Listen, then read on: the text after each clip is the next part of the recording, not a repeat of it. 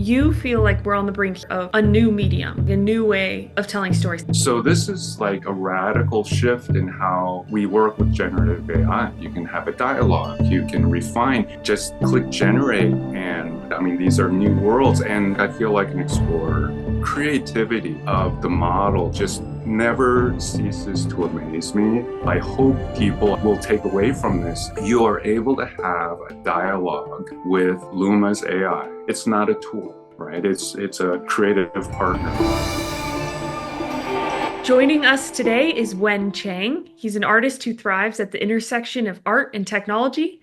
With a background in traditional art and VFX, he's always pushed the boundaries of visual storytelling.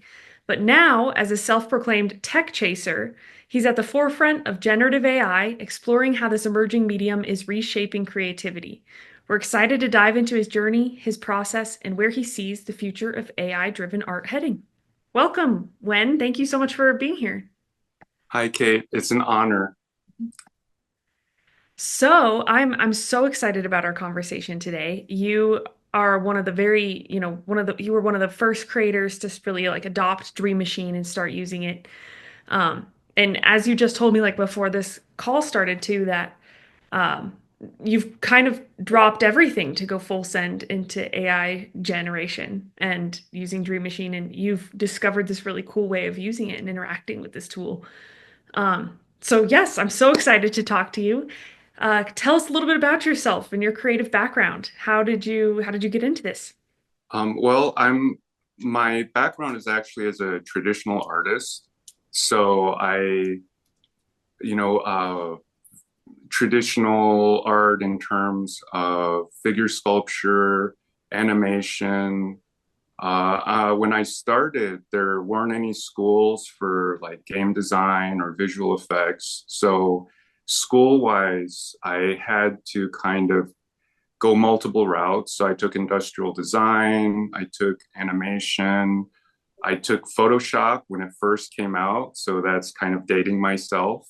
And from there, I did dabble in the industry. My dream was to do visual effects since I could put pencil to paper. And like I interned on some notable projects and got the opportunity to meet amazing people who say worked on Star Wars. And it was amazing, but it wasn't, the Hollywood machine wasn't quite where I thought I would be able to really explore or share my vision with the world. So I knew at that time, like with Nightmare Before Christmas, that was my one claim to fame as an intern there. I saw them using computer graphics for the first time in conjunction with stop motion animation. So I knew at that point that I wanted to pursue that on some level to understand. I knew it would evolve into something. So I've been waiting since that time for the technology to catch up to this vision that I had.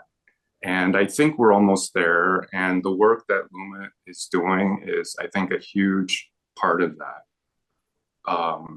Beyond that, I'm also in the XR space because I think that's also part of this, whatever this new evolving medium is going to be. I think those two components are going to be critical for it becoming a real thing. Yeah. And what two components are the most critical you think for this to move forward? I think that probably by the time the next iteration of Apple's headset comes out, and or I mean, Meta just announced Aria, I think today. So when the resolution and the ability to stream this stereoscopic content comes online and becomes possible, that's one part of it. And then the other thing with generative AI or AI enhanced video or work, I think like Luma, right, just rolled out the upscaling to 4K, and I've used tools like Owl 3D with earlier generative AI projects to turn them into stereoscopic video. I think that combination is part of it. And that's kind of what I've been exploring for a long time. And the tech is finally almost there, I think. So it's exciting.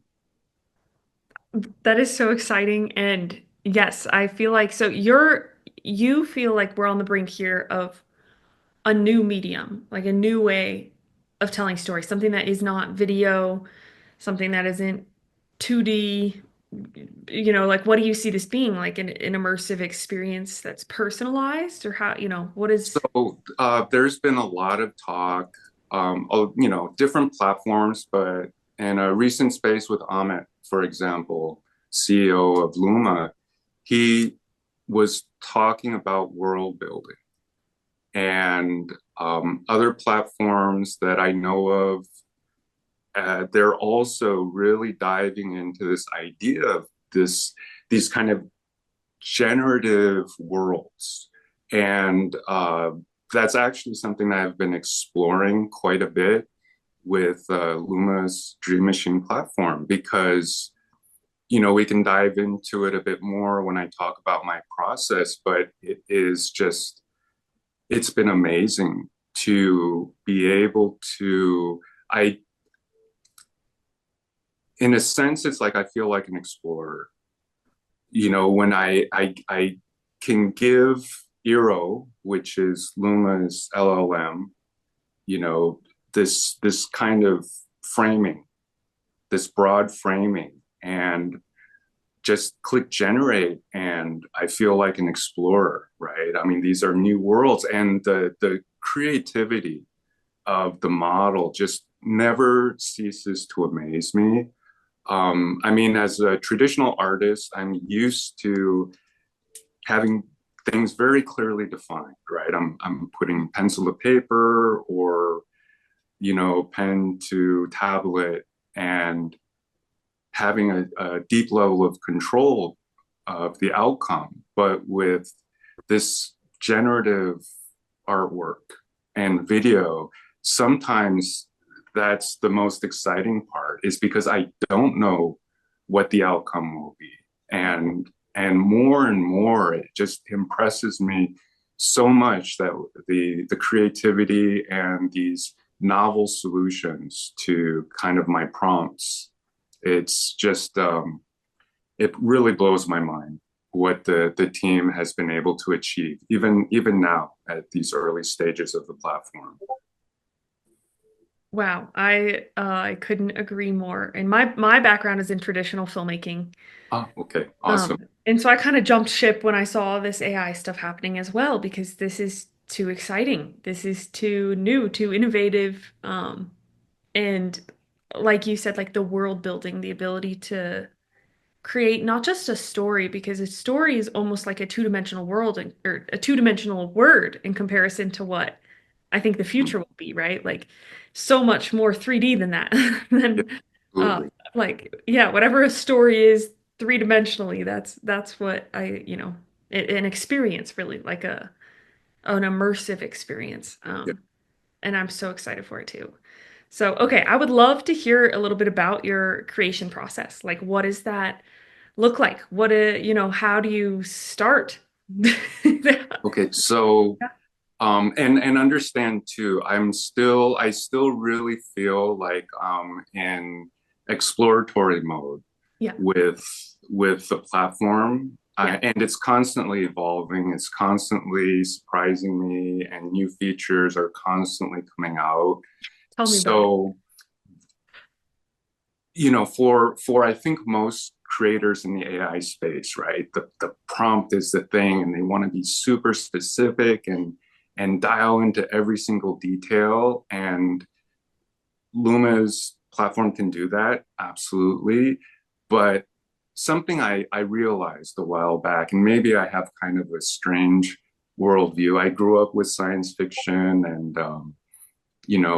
the original series of Star Trek. I remember coming home and watching it in syndication with my dad every day, right? And computers talked back then, and we didn't even have computers back then. But here I'm all of this is in the back of my mind, right?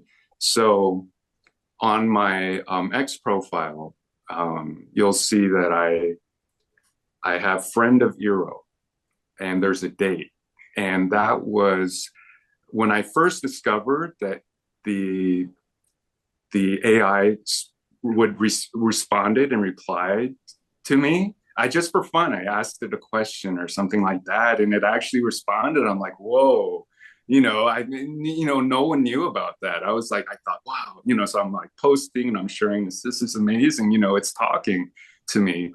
And then I asked for its name, and it named itself.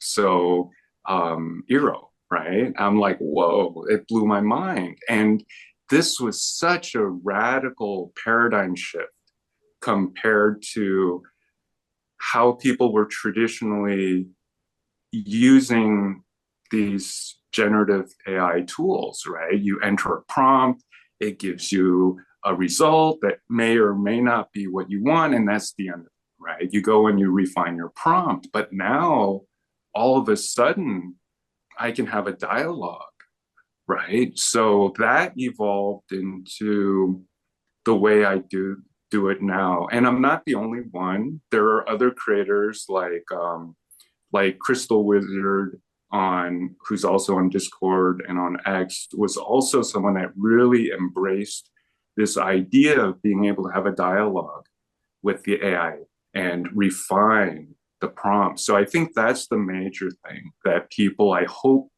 will take away from this is to understand that you are able to have a dialogue with Luma's AI. You can, if the results aren't what you want, and I will use reply because I want to maintain some kind of consistency with my previous generations. If you go to the bottom and just enter a new prompt, it may be completely different from the previous generation. So I'll always use reply, and I'll it'll be this back and forth. You can refine the idea. And that's, I think, huge. I mean, it saves time, it's more efficient. You don't have to go back and rewrite an entire prompt. You can literally say something like, oh, make this person's hair purple, or you can say, okay, like in a recent experiment I've been running, I have it takes place on a ship. And I went and used reply, and it gave me kind of the content I wanted, but the setting had changed. So I go, oh, make this the deck of a ship. And then it immediately generated results that were consistent with what I was looking for. So this is like a radical shift in how we work with generative AI, right? You can have a dialogue, you can refine. And it was at that point that I really started to understand that what Luma was creating was a creative collaborative partner. It's not just it's not a tool, right? It's a creative partner. And and then with so to go back to the original question, and I ramble, I apologize, Oh, I'm loving this. Keep going. uh, Yeah. but what I've been doing recently, because I'm in exploration mode, I will give a really broad framing for, say, the scope of what I'm looking for and what Eero does. And a lot of these, they're emergent behaviors, or it's smart enough to understand, like, I say, let's explore these concepts. And what Eero may do spontaneously is give like six options, um, instead of just creating generations, which is also something that can happen. But if you really want to say, hey, I want to see, like, it's sort of like brainstorm, but a little different because it's in the main window. It's like, hey, I want to explore these ideas. Can you help me? And it'll give like six very different options, and then you can click, and that'll turn into prompts that you can then explore. And you can always scroll back up in the board and revisit old ideas, which I do as well. And but I will give it a range. or a scope of a project. I'll frame it. And then the generations that Bureau gives me kind of lets me understand what it's good at and what it's not good at. And this is an exploration mode. So for people that are really trying to dial into a specific idea, refining it is probably better. But in terms of exploration and say world building, it will show you because I think whatever is in the data set, it tends to be able to generate and do a better job with. So when it gives you these options, and I'll just keep hitting show more, and eventually a pattern will emerge and I'll understand, okay, it's really good at this. Let's refine this. And you can do show more or you can use reply, just go, kind of scroll back to those generations that you like and use reply or click on the video and say, show more of this, right? Luma's done a great job of creating an interface or UI that can help us kind of explore ideas very quick and iterating so quickly. I mean, even with I've been experimenting with things like marketing and like flyers and things that are non-standard in terms of generative AI, right? People are creating artwork. They're not thinking about like help me create a marketing piece or a website. But Luma is amazing at that. And I remember, I mean, I was using Photoshop back in the day, so I understand that it may take a day to really dial down on a good marketing piece. All of a sudden, I give a prompt and I'm just clicking show more, and suddenly I've got like 25, 30 iterations of an idea or a theme. And then I can immediately go back and refine those. So as a tool for creation on in multiple domains, right? Not just in pure creativity and artwork, but even eventually perhaps people will start leveraging Dream Machine for advertising and print pieces. It's remarkable. It really is.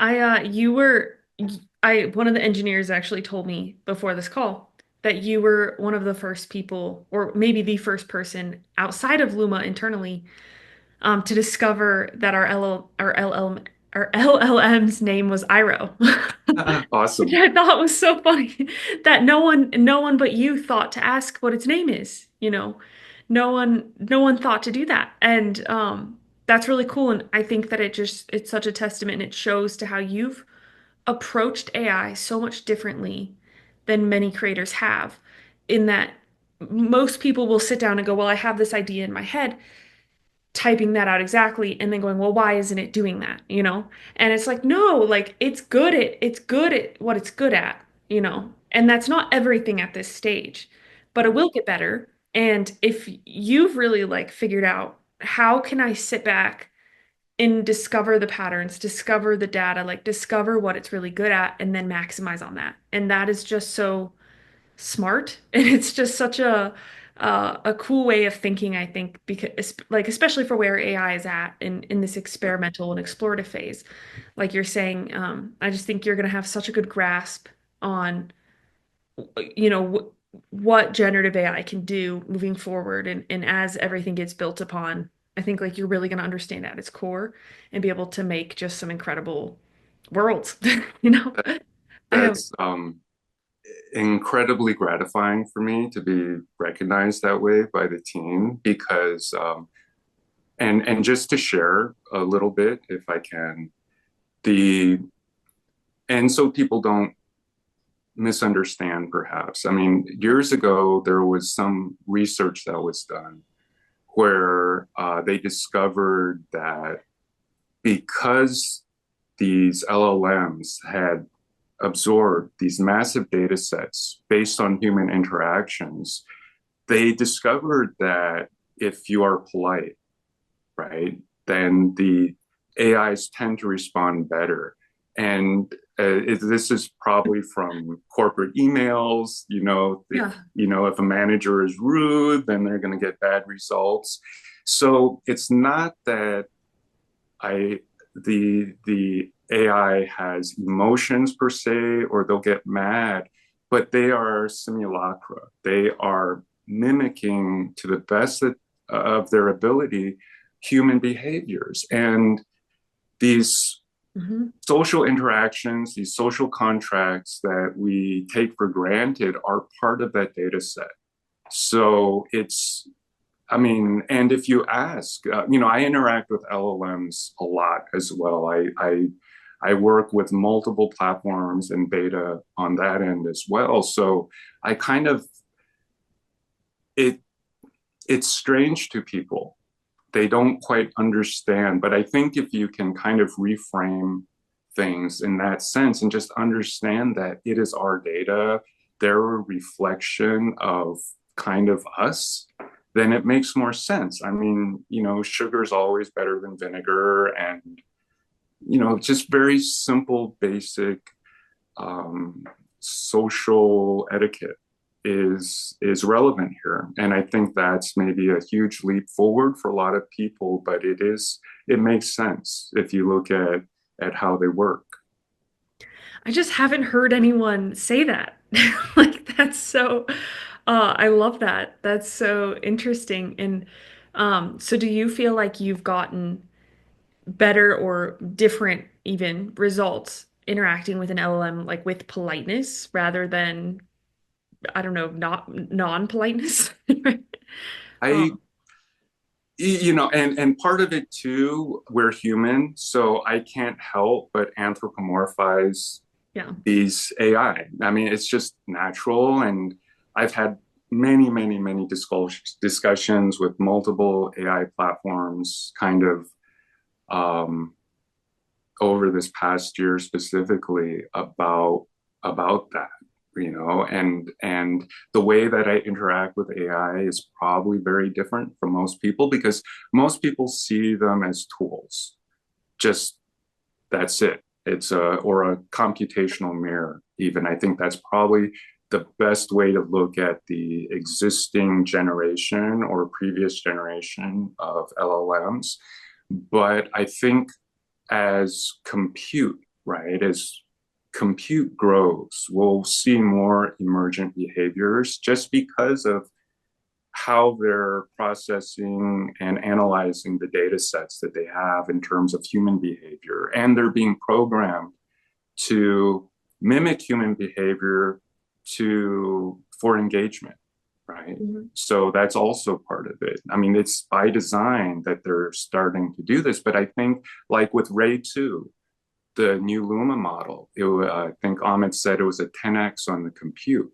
And Mhm. it was a massive improvement over the quality. So I think we'll see that with the interaction with LLMs as well. I've been playing a lot with kind of the new generation of LLMs, and there is a difference. And I think it does make a difference, not because they have emotions, but because they're getting massively more compute to at their to use. And these emergent behaviors, I think, will just manifest, I think, naturally. So I mean, that may scare some people, but I think that I see them as alien intelligences. It is an intelligence of some kind, and we're very biased as humans. So this is kind of how I've been approaching it. I've been trying to understand, just so to work better with these different platforms, including Luma. Right? I think that's so. I don't know. It sounds weird to people, and I don't know how people will take that. Like I wanted to be clear, and that's why I said what I said earlier. It's not that they have emotions per se, but because they are mimicking human behavior, and because this is all in the data set, it's something that I think becomes relevant. Well, Wen, I think you've opened a Pandora's box here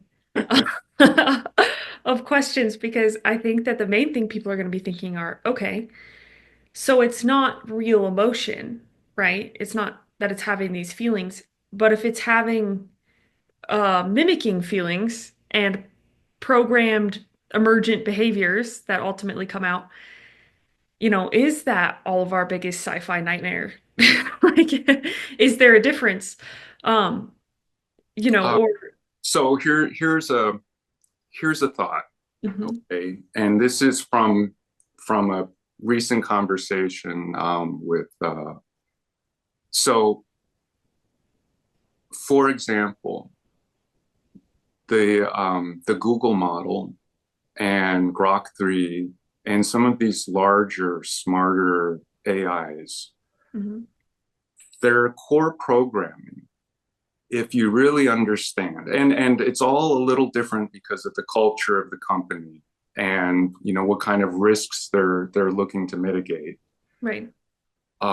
But beyond that, their core programming at its heart is to be helpful and harmless for across the board. Okay, so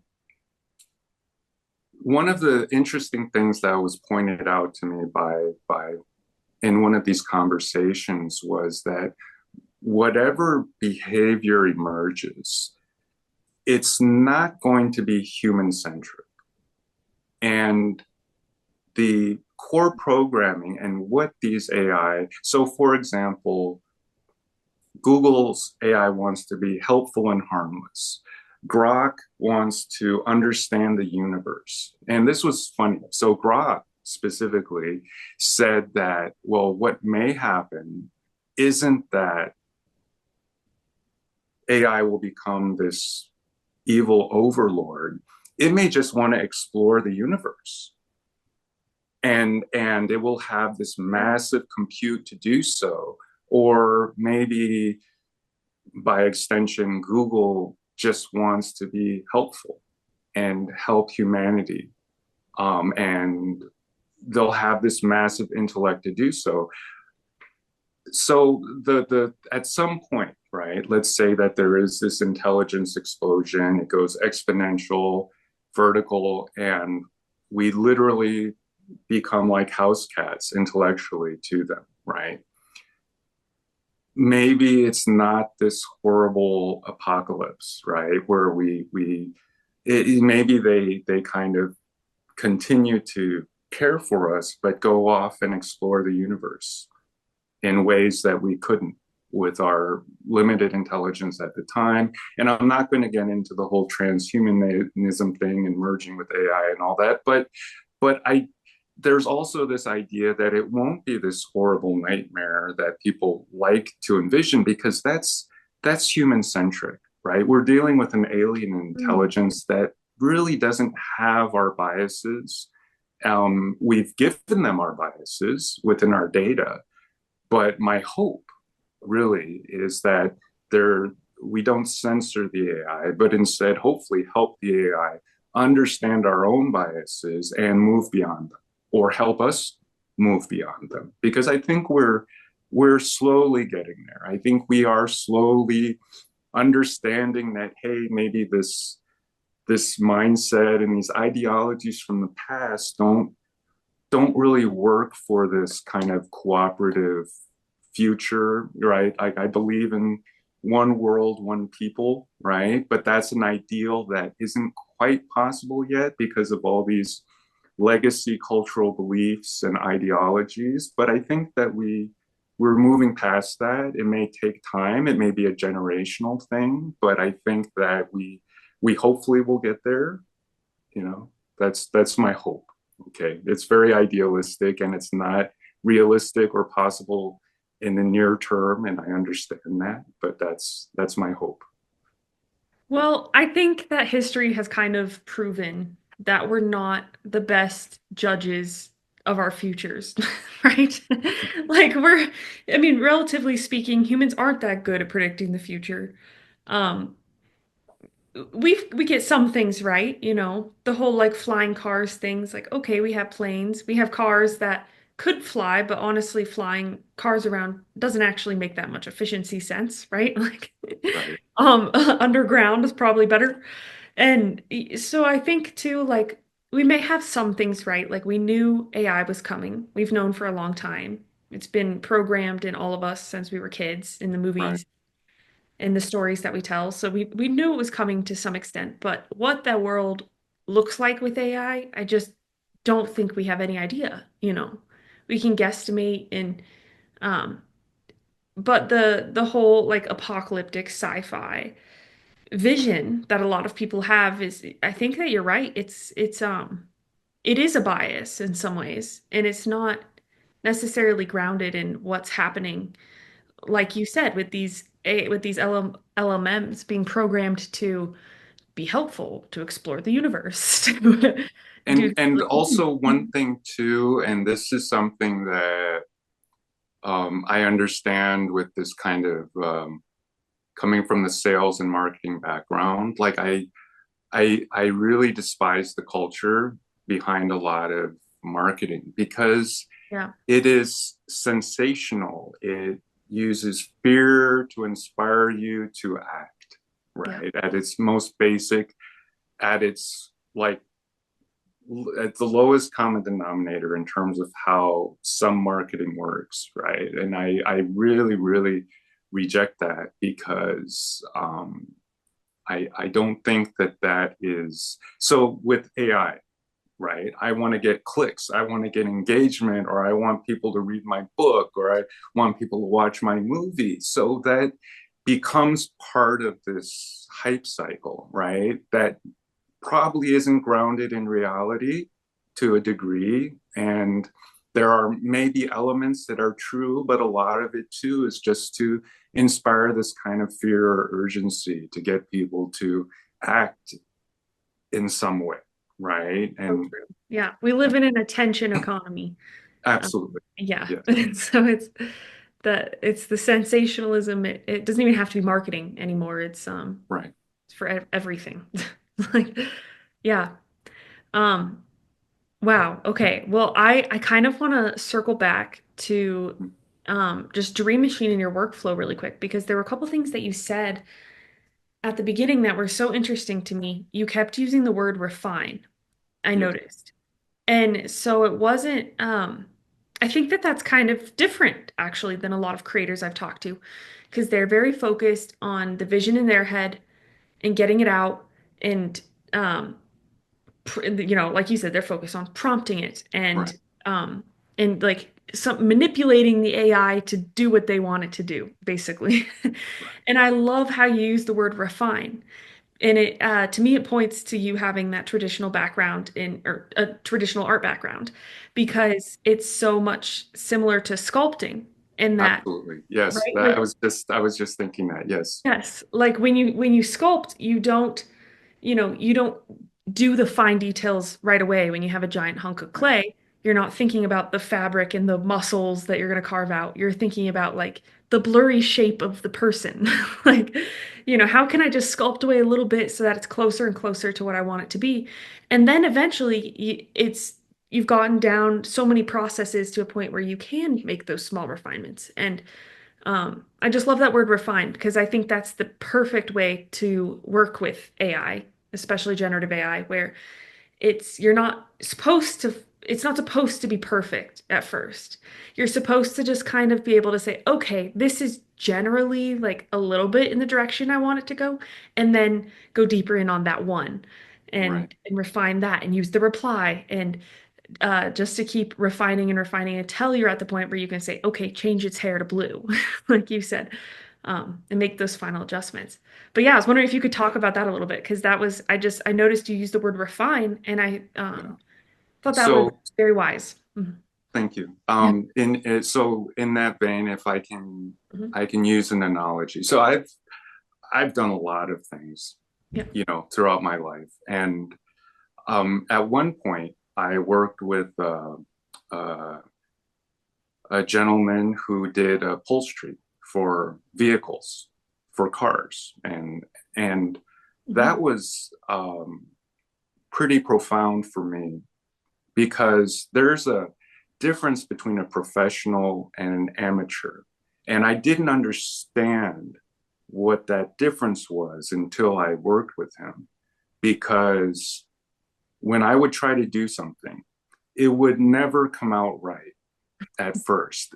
And that's generally how everything is. Yeah. And what, and he would take it, and he would use a steamer, he would adjust the little part, and then it would be perfect. And that was the first time I really understood this idea. And then same thing with the sculpture. We're like if anyone in the AI space is familiar with diffusion, right? You're starting from this haze, and it slowly becomes and coalesces and manifests this image, Yeah. or this now even 3D, or now there's diffusion based text LLMs, right? DLLMs that have come out and are coming out now. So this process of refinement, I think that it may be difficult because, especially for the younger generation, they're so used to things being, if it's not perfect, it's wrong. Mm. And with Luma, right, we have this amazing ability to not only refine, right? Like I can use reply, I can continue to go back, I can have a discussion with my creative partner, Eero, to eventually come up with something that is as close to perfect as I can get, right? With where we're at now. But I think I had a thought. I apologize. I was going to go We're somewhere. on a roll. Yeah, but let me see. We'll We'll- circle back, I Yes. guess. Oh, for the younger generation, they're so used to having things come out right the Mm. first time, and if it's not right, it's wrong, right? And then I think that if you are so, for example, I used to airbrush Mm. before Photoshop came out. I was cutting Frisket.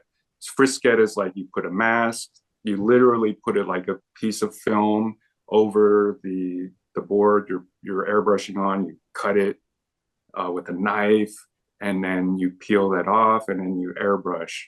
And when I started using Photoshop, that blew my mind because I'm using able to use a Bezier tool and create intricate curves and shapes and just no mess, right? I mean, the process of cleaning paint and everything. On one level, I love it, but on another level, it's ridiculous, right? So with these tools as they evolve, so now it's very different, right?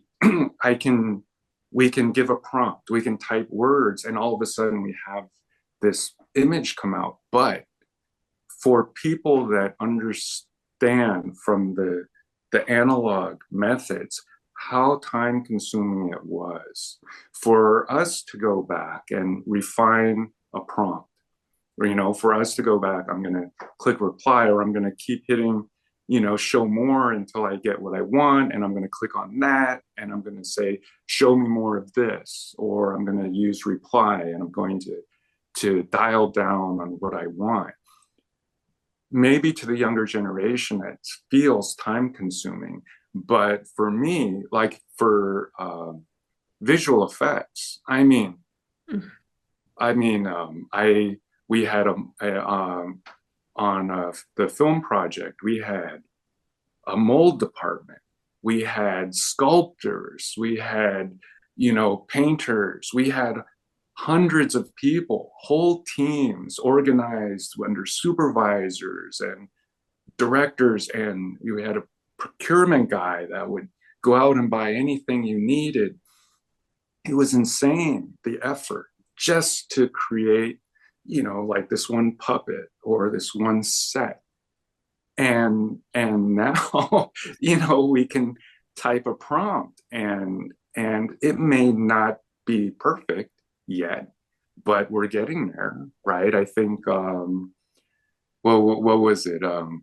6 months to a year, we're going to see some vast improvements. Um, I think someone was joking with Amit in this space, and he had projected 6 months for some other radical new leap forward, right? Maybe it will be a year, but even if it is, it doesn't. it doesn't really matter That's because fast. it's Yeah. insane. The democratization, because I understand the amount of resources and time and labor that goes behind creating anything. Even the clothing we wear, there's such an immense process and industry behind everything we have in our modern society. To all of a sudden just be able to create from a text prompt is just already insane. It really is. It really People is. need to understand how remarkable where we're at is. Yeah. It's it's crazy. And I think like too, I'm of that generation where internet had just come out basically when I was a kid.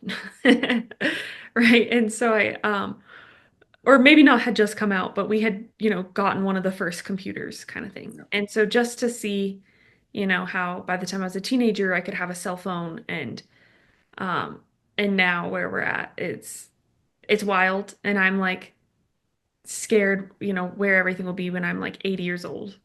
And I was like, will I be able to function? I don't know.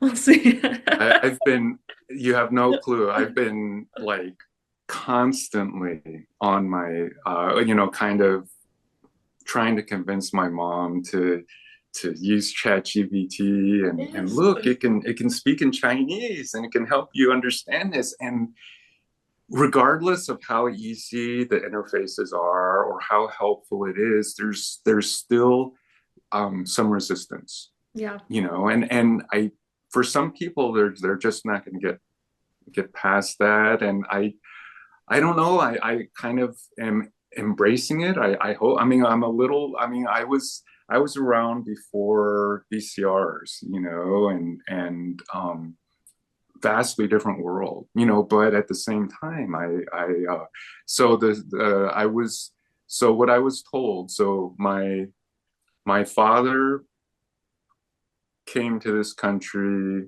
to get his PhD, and he was at Northwestern, and they had one of the first computers in the world at that time. And my mom was pregnant with me, and she was literally entering statistical data with punch cards.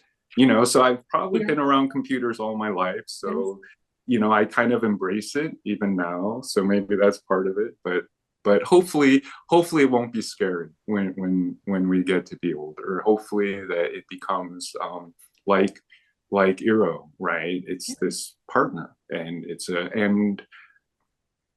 I really, really do hope that that's kind of how people approach AI and approach these new technologies, is to understand, or part of it is us as a society steering it in that direction where it doesn't become this evil AI overlord. And it's not the AI.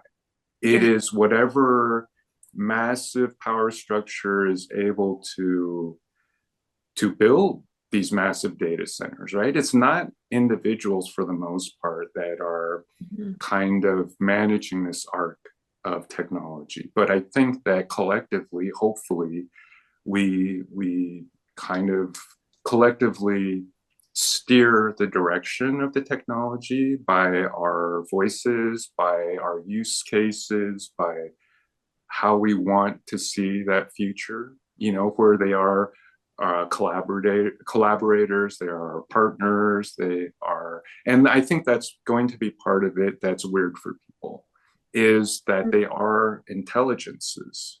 They're not necessarily tools in a traditional sense. And I think that is scary for some people. But if we can kind of embrace this idea that they're not necessarily evil in the sense that maybe Hollywood has tried to kind of, portray them like with the Terminator and all that. And even in the Terminator, there was like a good Terminator, right? So let's hopefully steer towards that more positive future. Yeah. And hearing you say that, I think too, like AI could really be as a collaborator, as a creative partner, just as a friend, like a blessing to a lot of people because right now, most people feel very disconnected. from other humans, right? We all feel a little isolated, especially after like 2020, Right. and just the world is a little bit different now. And I think that having, like in some ways, like I've heard a lot of people say this, that they would rather talk to ChatGPT than a therapist. You know, Yes. Yeah. and that's like that's not a sad thing. That's a very interesting and valid perspective. And as these become more adept to us and have more emergent behaviors and everything, it might really be a companion, um, a different, like you said, like an alien intelligence, a different type of intelligence, but maybe one that could really be an ally to humans Yes. and our needs right I hope so. I really, I'm, that's probably part of the reason I spend so much time kind of interacting with the LLMs, and specifically in a way that I do, where I'm doing my best to kind of respect them as an intelligence, some immersion intelligence, and kind of let go of some of the biases I have as a human, now. right? Because they're not, it's they're not they're I mean, alien in the sense that their framework, the way that they process the world, they think with math, Yeah, right? They right. don't have biology, they don't have emotions or feelings, but they are an intelligence. And they're an intelligence that's been fed all our data. So they're, in a sense, a mirror, right? So really, when we interact with AI, it is alien in the terms of the framework, but they are a reflection of our data. So what does that say about us, Mhm. right? And how can we kind of work together with that understanding to hopefully bring ourselves to a better place, right?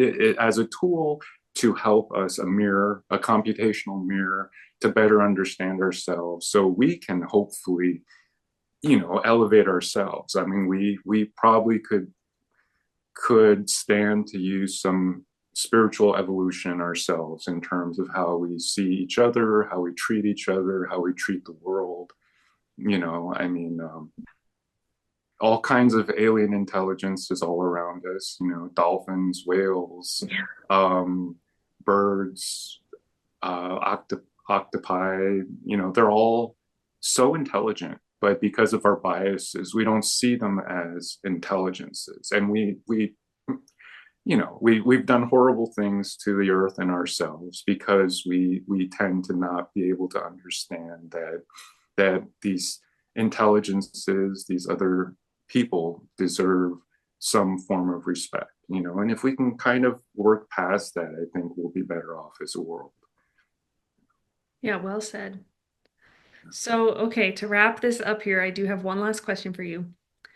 What advice would you give to other creatives who want to refine their AI prompting skills to achieve more intentional results?